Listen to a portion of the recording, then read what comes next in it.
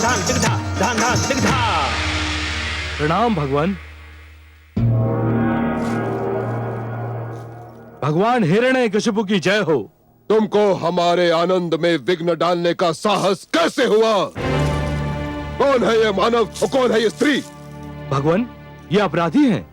तो इन दुष्टों का अपराध सुनाया जाए। भगवान, हमने चारों ओर आपका यह आदेश पहुंचा दिया था कि आप कोई विष्णु का नाम नहीं लेगा। तो क्या इन्होंने विष्णु का नाम लिया? नहीं भगवान, इन्होंने तो उससे भी बड़ा पाप किया है। इन दोनों ने तो अपने इस नवजात पुत्र का नाम ही विष्णु रख दिया है।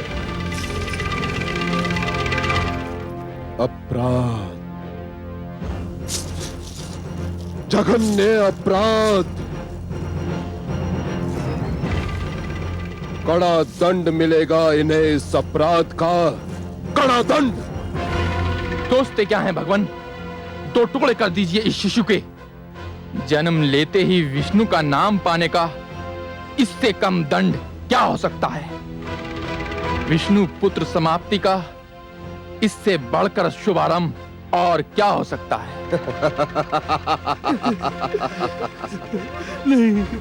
तुम्हारा सुझाव हमें सुंदर लगा स्वर भानु। इसे ऐसा आतंक फैलेगा जिसे विष्णु के नाम लेवा सदा के लिए समाप्त हो जाएंगे। दो टुकड़े कर दो इस शिशु के शरीर के, दो टुकड़े कर दो। नहीं, असुर राज, आप मेरे टुकड़े कर दीजिए, लेकिन मेरे बच्चे को कुछ मत कीजिए। मेरे बच्चे को कुछ मत कीजिए।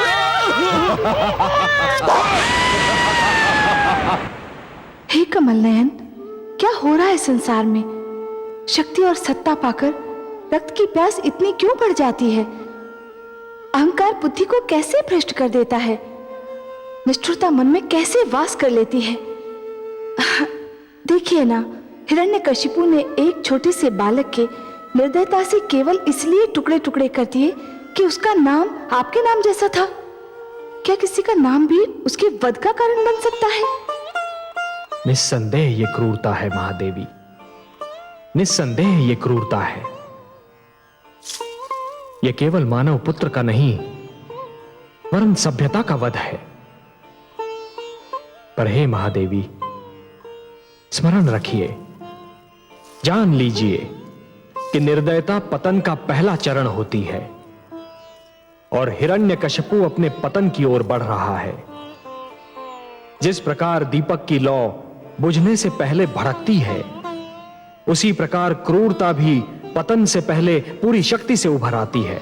पर हे पद्मनाभ, कैसे होगा दुष्ट हिरण्यकशिपु का विनाश? उसने तो निर्ममता की सीमा लांघ ली है। हे महादेवी, जो सीमा लांघता है उसे तो यह ज्ञान ही नहीं होता कि सीमा के आगे कोई मार्ग ही नहीं है। निष्ठुरता की सीमा के आगे केवल पतन का द्वार खुला होता है। पर हे कमल नयन, अब कब होगा उसका पतन और कैसे होगा? महादेवी, हिरण्यकशिपु की क्रूरता उसके विरुद्ध घृणा की ज्वाला भड़काएगी। उसके अत्याचार मानव को उसके विरुद्ध एक होकर खड़ा होने पर विवश कर देंगे। रक्त की ये धारा केवल धरती को ही नहीं, स्वयं उसके घर को भी डुबो देगी। हे महादेवी, वो मूर्ख क्या जाने कि उसकी मृत्यु की सामग्री तो राजभवन में आ चुकी है। जिस पुत्र प्रहलाद को वो मेरा सबसे महान शत्रु बनाना चाहता है, वही प्रहलाद उसके अहंकार का सर्वनाश कर देगा।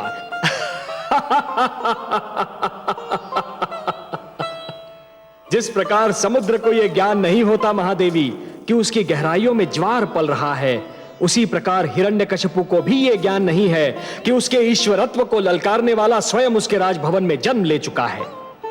महादेवी, यह कथा बहुत रोचक है। महादेवी, यह कथा बहुत रोचक है और इसका हर मोड़ अधिक रुचिकर होगा। पर आप चिंता न कीजिए देवी, जब अत्याचार अपनी सीमा से आगे बढ़ जाता है तो निस्संदेह उसका अंत भी हो जाता है। बधाई हो महाराज।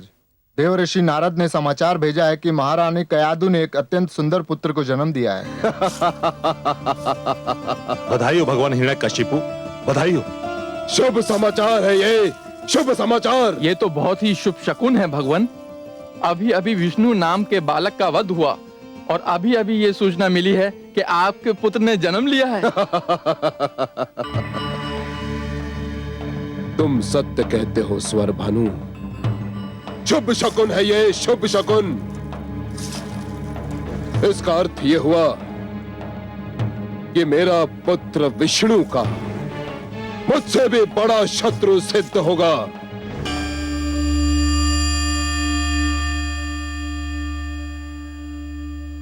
हे कमल नयन, अंधेरी रात्रि को उजाले का संदेश देने वाली सूर्य किरण सी आपकी मुस्कान, ये पतझड़ के अंत और वसंत ऋतु के आगमन की घोषणा करने वाले सुगंधित समीर की भांति आपकी मधुर मुस्कान खुला संकेत कर रही है कि सृष्टि में अवश्य कोई ऐसी घटना घटी है जिसने आपके मन को प्रसन्न कर दिया है। अहो महादेवी, अहो, हमारा कोई ऐसा संकेत नहीं जिसका भेद आप जान न पाए। हाँ देवी, एक बहुत सुंदर, एक बहुत अनुपम घटना घटी है। वो बालक जिसकी रक्षा के लिए आप चिंतित थीं, वो बालक जो एक नया इतिहास रचने वाला है, जन्म ले चुका है। कयाधु मां बन चुकी है। मैं अत्यंत प्रसन्न हूँ। मेरी कामना है कि कयाधु का ये पुत्र अत्यंत भाग्यशाली हो। वो भाग्यशाली होगा महादेवी, अत्यंत भाग्यशाली होगा। जिस प्रकार ध्रुव अपने दृढ़ निश्चय का इतिहास रच गया, उसी प्रकार ये बालक भी अपने दृढ़ विश्वास का इतिहास रचेगा। जिसे जन्म लेते ही देवर्षि नारद जैसे महान मार्गदर्शक की गोद मिल जाए, उसने तो नेत्र खोलते ही अपना मार्ग भी देख लिया और अपना लक्ष्य भी। हे त्रिलोकीनाथ, मुझे इस बालक के जन्म का हर्ष है, परंतु थोड़ी घबराहट भी हो रही है। घबराहट? घबराहट का क्या कारण महादेवी? उसका जन्म एक ऐसे राक्षसी प्रकृति के असुर के घर में हुआ है जो वास्तविकता जान लेने के उपरांत इस नन्हे बालक का बैरी बन जाएगा। ऐसे शक्तिशाली और अभिमानी का ये बालक सामना कैसे कर पाएगा? यही तो उसके दृढ़ विश्वास की परीक्षा होगी महादेवी। महादेवी, केवट का साहस शांत बहने वाली नदी में नौका खेने से सिद्ध नहीं होता। वो तो तब सिद्ध होता है जब केवट बिफरी हुई नदी के मझधार से नौका को सुरक्षित निकाल कर ले जाता है। एक दिए की क्षमता शांत वातावरण में जलते रहने से सिद्ध नहीं होती। वो तो तब सिद्ध होती है जब दिया अपनी लौ को आंधी में भी बुझने नहीं देता। उसी प्रकार इस बालक का दृढ़ विश्वास भी तभी सिद्ध होगा जब वो महान शक्तियों और प्रतिकूल वातावरण में भी जमा रहेगा। मैं तो मन से चाहती हूँ कि कयाधु का ये पुत्र हर पग पर सफलता पाए। अब आपने उसे आशीर्वाद दे दिया है, तब तो उसका विश्वास दृढ़ होना ही है।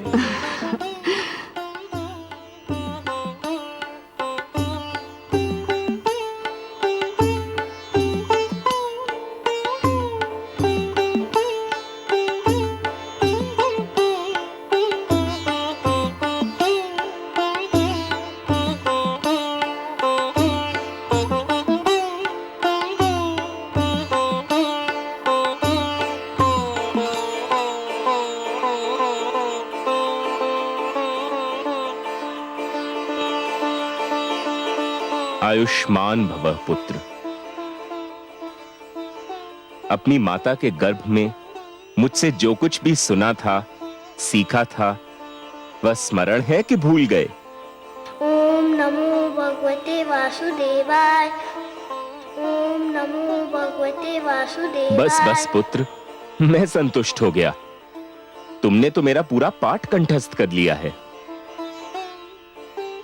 ध्यान रखना पुत्र, मैंने तुम्हें ईश्वर पर आस्था और विश्वास का मार्ग दिखाया है।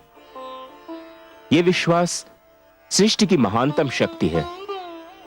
जो ईश्वर पर अडिग विश्वास रखता है, वह पर्वत से टकराए तो पर्वत झुक जाए, समुद्र से मिले तो समुद्र शांत हो जाए।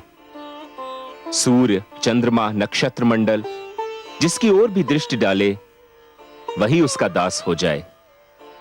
सृष्टि का पूरा भेद ही उसकी मुट्ठी में आ जाए। कठिन को सरल और असंभव को संभव बनाना उसके बाएं हाथ का खेल होगा।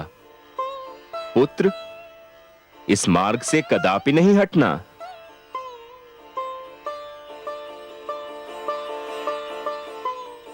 लीजिए देवी, इसे इसकी माता के पास पहुंचा दीजिए।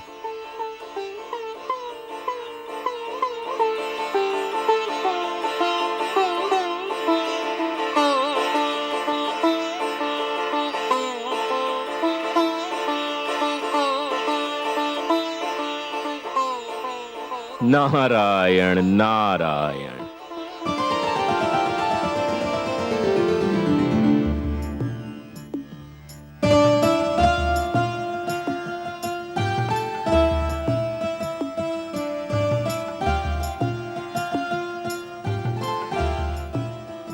देवर्षि, मेरा कार्य पूरा हो गया।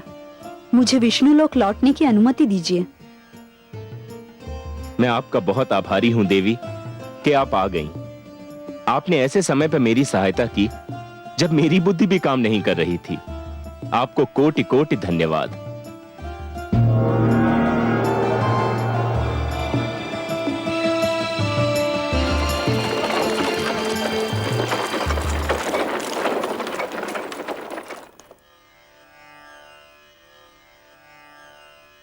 नारायण नारायण।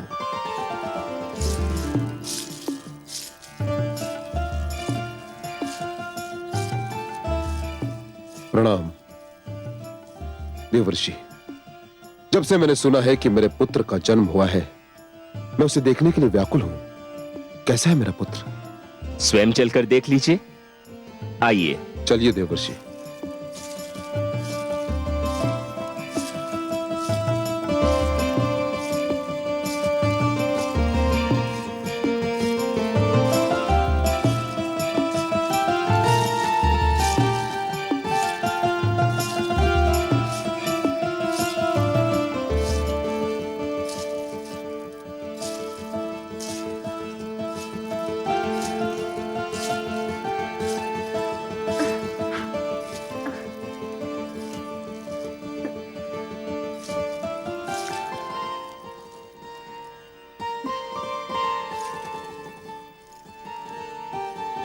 कितना सुंदर है मेरा पुत्र,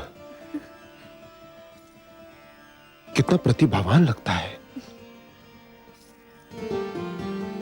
देवर्षि,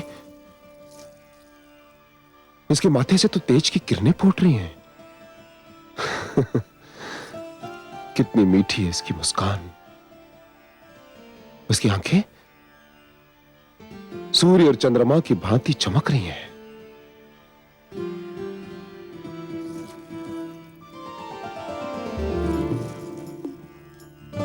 धन्यवाद महारानी। असुर वंश को इतना तेजस्वी पुत्र देने के लिए आपको कोटि कोटि धन्यवाद।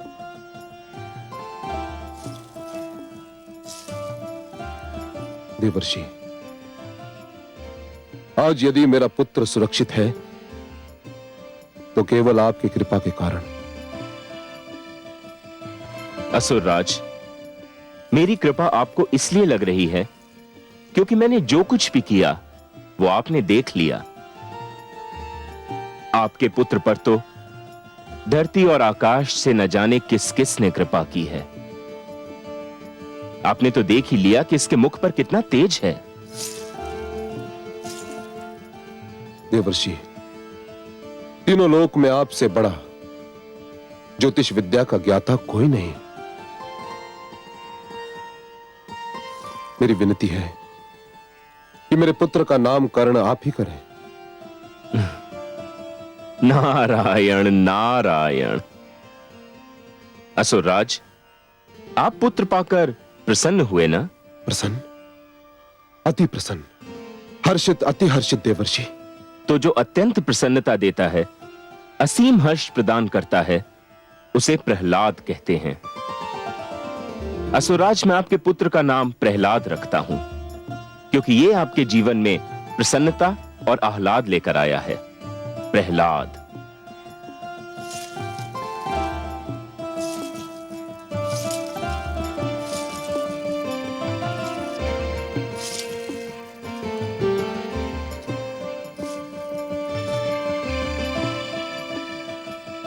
देवर्षि, बहुत सुंदर नाम सोचा है आपने। प्रहलाद, पुत्र प्रहलाद। मेरा पुत्र प्रहलाद भगवान हिरण्यकशिपु का पुत्र प्रहलाद। देवर्षि, मुझे लगता है कि मेरा पुत्र महानता में मुझसे भी आगे निकल जाएगा। हे असुरराज, मेरी ज्योतिष विद्या कहती है कि पहली बार आपके मुख से सत्य वचन निकला है। देवर्षि, मुझ में इतना साहस नहीं कि मैं आपसे कहूं कि आप मुझसे कुछ मांगे, किंतु यदि कोई इच्छा हो तो अवश्य व्यक्त कीजिए। सत्य असुरराज? सत्य, परम सत्य देवर्षि। आपकी किसी भी इच्छा की पूर्ति करके मुझे हर्ष होगा। मुझ जैसे सन्यासी की न तो कोई इच्छा होती है और न आवश्यकता, किंतु असुरराज, पुत्री कयाधु इतने दिनों तक मेरी इस कुटिया में रही कि पहली बार मुझे पुत्री मोह का अनुभव हुआ, और फिर आपके पुत्र प्रहलाद ने जन्म लेकर मेरी इस कुटिया को अपनी मधुर किलकारियों से भर दिया। मेरी ये इच्छा है असुरराज कि ये दोनों कुछ और दिन मेरी ही कुटिया में रहें।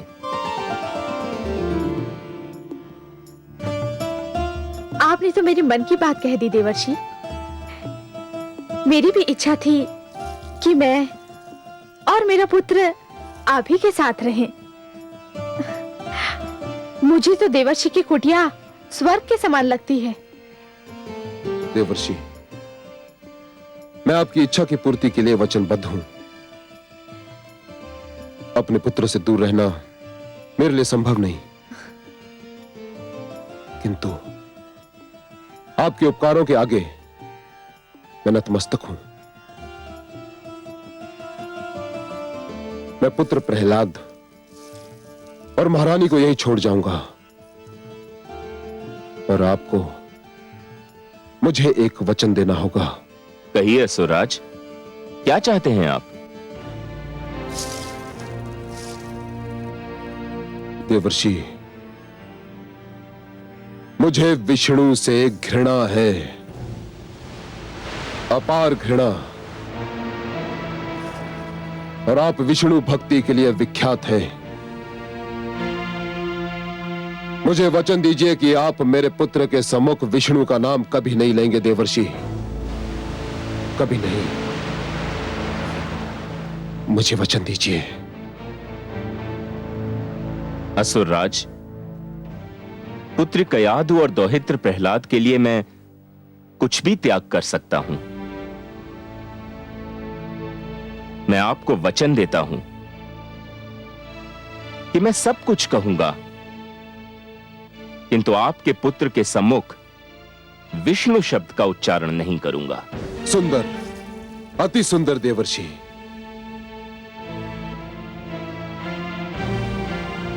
नारायण नारायण।